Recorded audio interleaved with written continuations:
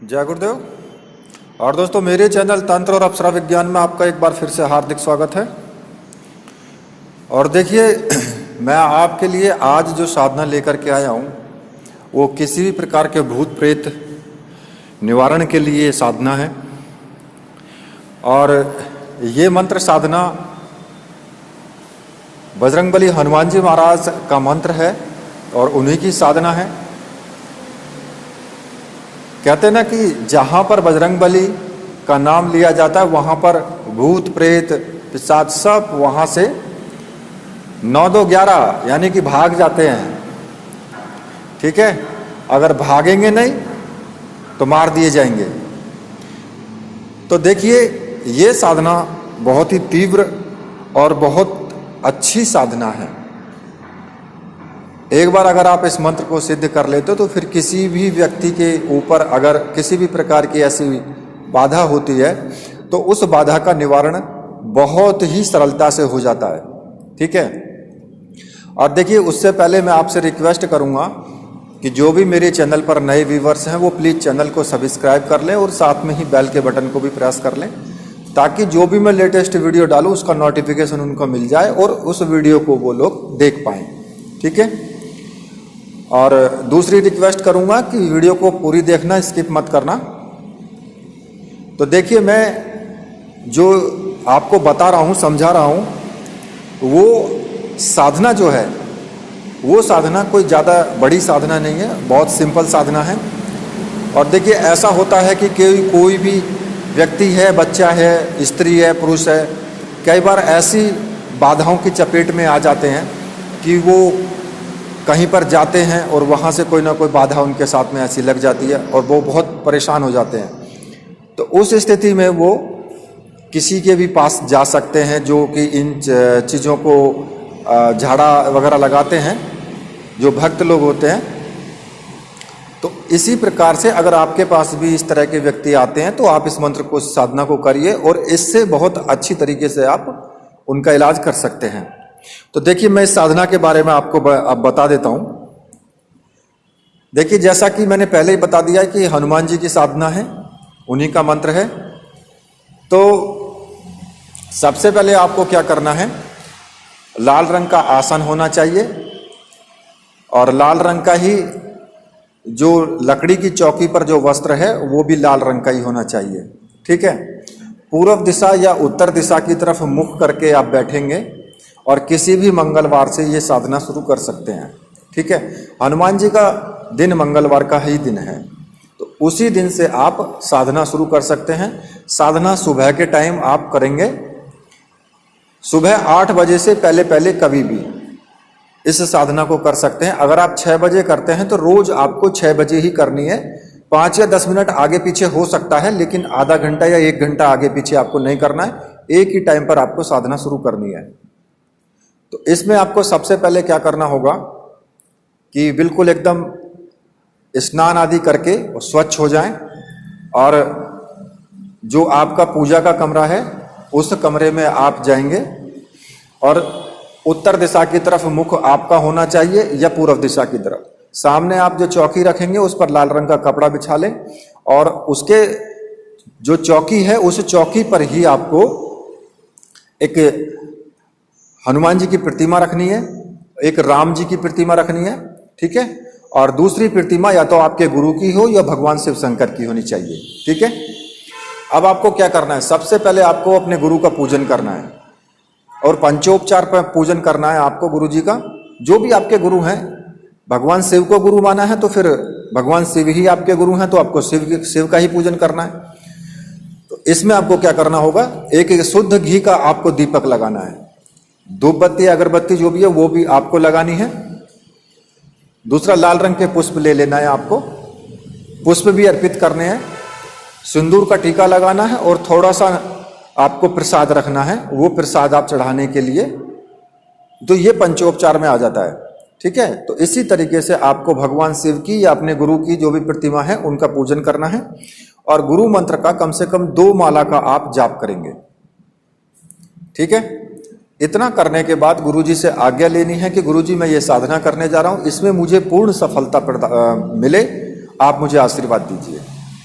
ठीक है, मन ही मन उनसे आज्ञा ले लें और उसके बाद फिर आपको भगवान श्री राम का पंचोपचार पूजन करना है और भगवान श्री राम से प्रार्थना करनी है कि हे प्रभु श्री राम, हनुमान जी आपके सेवक हैं और आपसे विनती है कि मुझसे कोई गलती हो जाए तो मुझे आप क्षमा करें। ठीक है, जब आप भगवान राम से क्षमा मांग लोगे तो हनुमान जी तो स्वयं आपको क्षमा कर ही देंगे फिर, अगर कोई गलती भी हो जाती है आपसे। ठीक है, तो इसलिए राम का नाम बहुत जरूरी है, क्योंकि भगवान हनुमान जी कितने भी गुस्से में हों, कितने भी गुस्से में हों, एक बार अगर राम का नाम आपने लिया तो उनका गुस्सा शांत हो जाता है। ठीक है, क्योंकि अगर वो खुद भी वो कहते हैं कि जो राम का सेवक है वो मेरा प्यारा है, बस। ठीक है, तो इस तरीके से आपको भगवान श्री राम का भी पंचोपचार पूजन करना है और एक माला राम रामाय नमः इस मंत्र की आपको जाप करना है। और देखिए, अगर शिव को आपने गुरु माना है तो उसमें आपको ओम नमः शिवाय का मंत्र का जाप करना है, 2 माला का। ठीक है, अगर आपके गुरु नहीं है तब। इतना जब यहां तक हो जाए तो फिर आपको हनुमान जी का पंचोपचार पूजन करना है। पंचोपचार पूजन करने के बाद मतलब कि दीपक दर्शयामी, थोड़ा सा हाथ से दीपक को इशारा कर दें और धूप का भी इशारा कर दें, टीका लगा दें हनुमान जी को और पुष्प चढ़ाएं और थोड़ा सा नैवेद्य यानी कि प्रसाद भी चढ़ाएं। तो ये पंचोपचार पूजन होने के बाद फिर हनुमान जी से आप प्रार्थना करें कि हे हनुमान जी महाराज, मैं आपकी ये इस मंत्र को सिद्ध करने जा रहा हूँ, अतः आपसे विनती है कि मेरी जो भी मुझसे कोई गलतियाँ हो तो उन्हें आप क्षमा करें और इस मंत्र को पूर्ण रूप से आप मुझे सिद्धि प्रदान करने की कृपा करें। इस तरीके से कह करके और आपको फिर क्या करना है, मूंगे की माला। देखिए, ये जो माला है ये मंत्र सिद्ध प्राण प्रतिष्ठा युक्त तो होनी चाहिए, लाल मूंगे की माला, इससे आप जाप कर सकते हैं। रुद्राक्ष की माला से भी जाप कर सकते हैं, लेकिन उस माला से पहले जाप ना किया गया हो। ठीक है, नई माला होनी चाहिए, चाहे रुद्राक्ष की हो चाहे लाल मूंगे की हो। और अगर कोई सी भी माला से करो, मंत्र सिद्ध प्राण प्रतिष्ठा युक्त तो होनी चाहिए। और देखिए, अगर आपको ऐसी माला आपको नहीं मिलती है कहीं पर तो मैंने व्हाट्सअप नंबर दिया हुआ है, डिस्क्रिप्शन में भी है, वीडियो में भी है, आप व्हाट्सअप कर सकते हो और माला आप प्राप्त कर सकते हो। ठीक है, तो आपको 21 दिन तक आपको 11 माला रोज आपको जाप करना है। लगातार 21 दिन तक 11 माला का आपको जाप करना है। और ये जो जाप आप करोगे ये बिल्कुल एकाग्र होकर के हनुमान जी पर ध्यान लगा करके ये आपको जाप करना है। ठीक है, क्योंकि आप जो जाप करोगे ना ये अगर आपका ध्यान एकाग्र होता है पूर्ण रूप से तो ये जाप वास्तव में ही इतना तीव्र होगा कि आपको साधना में बहुत जल्दी सफलता मिलेगी। और ऐसे तो फिर कहते हैं ना कि भाई अगर आपने जाप चाहे कितने भी कर लो, अगर आपका ध्यान एकाग्र नहीं होगा तो फिर सिद्धि मिलना बड़ा मुश्किल हो जाता है। और हमेशा यम नियम के सिद्धांत का पालन जरूर करना है। कोई भी साधना हो उसमें यम नियम के सिद्धांत का पालन जरूर होना चाहिए। ब्रह्मचर्य व्रत का आपको पालन करना है। किसी भी स्त्री को आपको उस नज़र से नहीं देखना है, माता बहन की नज़र से देखना है। और हो सके तो उनके चेहरे की तरफ तो बिल्कुल नहीं देखना है, उन नज़रें आपकी पैरों की तरफ होनी चाहिए जब आप साधना करते हैं तब। ठीक है, तो देखिए मैं मंत्र आपको बता देता हूं जिस मंत्र का आपको जाप करना है। तो मंत्र इस प्रकार से है,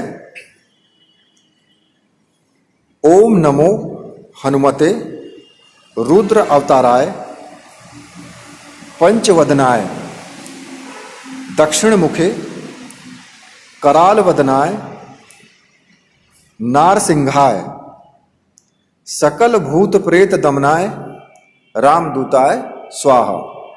ये मंत्र है और इस मंत्र को 11 माला 21 दिन तक लगातार आपको जपना है। और जब आपके 21वें दिन हो जाएं पूरे तो 21वें दिन आपको क्या करना है, 21वें दिन आपको ज्यादा नहीं 11 माला से 11 माला मंत्र का आपको एक छोटा सा हवन कर लेना है। आम की लकड़ियाँ ले लेनी है, आम की लकड़ियाँ ले करके और थोड़ी सामग्री जो दुकान पर मिल जाएगी, और मंत्र पढ़ते रहें और आहुति देते रहें। अब कुछ लोग बोलते हैं कि जब हम हवन करेंगे तो माला कौन से हाथ में होनी चाहिए, ये भी भारी समस्या हो जाती है कि भाई अगर माला सीधे हाथ में होगी तो उल्टे हाथ से डालें। नहीं, उस वक्त आप माला को अपने उल्टे हाथ में ले सकते हैं, क्योंकि आप केवल गिनती गिनने के लिए ले रहे हैं, ठीक है ना। आपको केवल गिनती गिननी है कि हमने कितनी आहुति दे दी। उस वक्त आपको जाप ऐसे नहीं करना है, ठीक है, ध्यान लगा करके। आपको सिर्फ आहुति देने के लिए, यानी कि आप गिनती के लिए इस्तेमाल कर रहे हो, तो आप उल्टे हाथ में माला ले सकते हैं और वहां से काउंटिंग कर सकते हैं और सीधे हाथ से आपको आहुति देनी है, ठीक है। तो इस प्रकार से ये साधना बहुत तीव्र साधना है। अगर फिर उसके बाद में अगर कोई भी इस तरह का कोई रोगी आपके सामने आता है जिस पर कि कोई भूत प्रेत पिशाच वगैरह की छाया है, उससे पीड़ित है वो, तो फिर आपको क्या करना है, इस मंत्र को पढ़ते हुए आपको झाड़ा लगाना है और थोड़ा सा आप भभूति भी उसको पढ़ करके दे सकते हैं, या जल में पढ़ करके भी मंत्र से फूंक मार करके भी उसको पीने के लिए दे सकते हैं। ज़्यादा से ज़्यादा 7 बार या 11 बार मंत्र आपको पढ़ना है और फूंक मार करके और उसको रोगी को दे देना है। और हो सके तो लगातार अगर आप आगे भी साधना करना चाहते हैं तो 1 माला प्रतिदिन आप जाप करते रहें इसका, तो मंत्र की पावर और बढ़ती चली जाएगी, ठीक है। और अगर कोई व्यक्ति के जैसे ज़्यादा आता है तो झाड़ा लगाना है, तो उसको नीम की टहनी ले लें या फिर झाड़ू ले करके और उससे झाड़ा देते हुए 11 बार मंत्र का उच्चारण करें और झाड़ा दे दें, ठीक है। तो इस प्रकार से ये साधना आपको करनी है, और ये साधना बहुत ही अच्छी साधना है जो मैंने आज आपको बताई है। तो इस वीडियो को अब मैं यहीं पर समाप्त करता हूं। तो मेरे साथ बोलिए, बोलिए वीर बजरंगबली हनुमान जी महाराज की जय, बोलिए मेरे परमहंस गुरुदेव की जय।